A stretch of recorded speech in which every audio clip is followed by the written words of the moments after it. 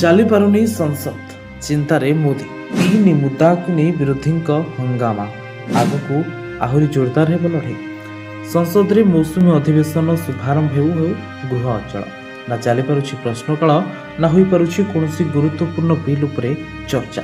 ଦେଶର ତିନୋଟି ପ୍ରମୁଖ ସମ୍ବେଦନଶୀଳ ମୁଦ୍ଦା, ଅଯୋଧ୍ୟା ରାମ ମନ୍ଦିର ଦାନ ଚୋରି, ଜାତୀୟ ସ୍ତରରେ ପରୀକ୍ଷା ପ୍ରଶ୍ନପତ୍ର ଲିକ୍ ଏବଂ ଯନ୍ତର ମନ୍ତରରେ ଚାଲିଥିବା ସିଜେପି ଆନ୍ଦୋଳନ।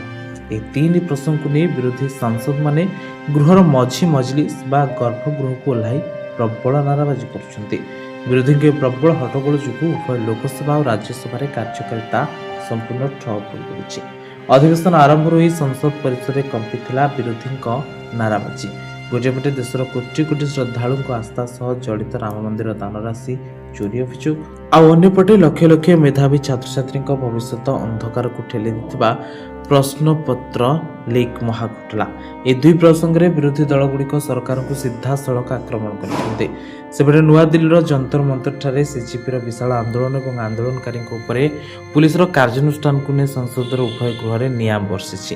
ରାମ ମନ୍ଦିର ଦାନ ଚୋରି ଟ୍ରଷ୍ଟର ସରକାରୀ ଓ ବେସରକାରୀ ହେରଫେର ଉପରେ ସୁପ୍ରିମକୋର୍ଟଙ୍କ ସିଟିଂ ଜଜଙ୍କ ଦ୍ୱାରା ତଦନ୍ତ ଦାବି। ଶ୍ରଦ୍ଧାଳୁଙ୍କ କୋଟି କୋଟି ଟଙ୍କାର ହିସାବ ସାର୍ବଜନୀନ କରିବାକୁ ବିରୋଧୀଙ୍କ ଦାବି। ପ୍ରଶ୍ନପତ୍ର ଲିକ୍, ନିଟ୍, ୟୁଜିସି ନେଟ୍ ଭଳି ପରୀକ୍ଷାର କେନ୍ଦ୍ରୀୟ ଏଜେନ୍ସିର ଅବହେଳା, ଦୋଷୀଙ୍କ ବିରୁଦ୍ଧରେ କଠୋର ଆଇନଗତ କାର୍ଯ୍ୟାନୁଷ୍ଠାନ ଓ ପରୀକ୍ଷା ନିୟନ୍ତ୍ରଣ ବ୍ୟବସ୍ଥାର ସଂସ୍କାର, ସିଜେପି ଆନ୍ଦୋଳନ, ଯନ୍ତର ମନ୍ତରରେ ଶାନ୍ତିପୂର୍ଣ୍ଣ ପ୍ରଦର୍ଶନକାରୀଙ୍କ ଉପରେ ପୁଲିସର କାର୍ଯ୍ୟାନୁଷ୍ଠାନକୁ ବିରୋଧ, ନାଗରିକଙ୍କ ଗଣତାନ୍ତ୍ରିକ ଅଧିକାର ସ୍ୱରକୁ ଚପାଇ ଦିଆଯାଉଥିବା ଅଭିଯୋଗ ହୋଇଛି। ଗୃହ କାର୍ଯ୍ୟ ଆରମ୍ଭ ହେବା ମାତ୍ରେ ବିରୋଧୀ ସାଂସଦମାନେ ମୁଲତବୀ ପ୍ରସ୍ତାବ ଆଣି ତିନୋଟି ମୁଦ୍ଦା ଉପରେ ତୁରନ୍ତ ଚର୍ଚ୍ଚା ପାଇଁ ଦାବି କରିଥିଲେ। ମାତ୍ର ବାଚସ୍ପତି ନିୟମିତ କାର୍ଯ୍ୟସୂଚୀ ଚଳାଇବାକୁ ନିବେଦନ କରିବାକୁ ଗୃହରେ ହଙ୍ଗାମା ଆହୁରି ତୀବ୍ର ହୋଇଥିଲା। ଜୟ ଶ୍ରୀରାମ ଏବଂ ଛାତ୍ରଙ୍କ ସହ ଅନ୍ୟାୟ ବନ୍ଦ କର ଭଳି ସ୍ଲୋଗାନରେ କମ୍ପିଥିଲା ଗୃହ।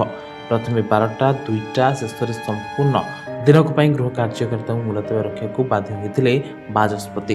ପ୍ରଥମ ଦିନରୁ ହିଁ ସଂସଦରେ ଚିତ୍ର ସ୍ପଷ୍ଟ କରିଦେଇଛି ଯେ ଆଗାମୀ ଦିନଗୁଡ଼ିକରେ ଏହି ମୌସୁମୀ ଅଧିବେଶନ ଆହୁରି ସରଗରମ ହେବାକୁ ଯାଉଛି। ଗୋଟିଏ ପଟେ ବିରୋଧୀଙ୍କ ଅଡ଼ବଙ୍ଗା ମନୋଭାବ, ଆଉ ଅନ୍ୟପଟେ ସରକାରଙ୍କ ଆପୋଷ ଆଲୋଚନାର ନୀତି। ଏସବୁ ଭିତରେ ସଂସଦୀୟ ଗଣତନ୍ତ୍ର କେତେ ସ୍ୱାଭାବିକ ହୋଇପାରୁଛି ତାହା ଦେଖିବାକୁ ବାକି ରହିଲା।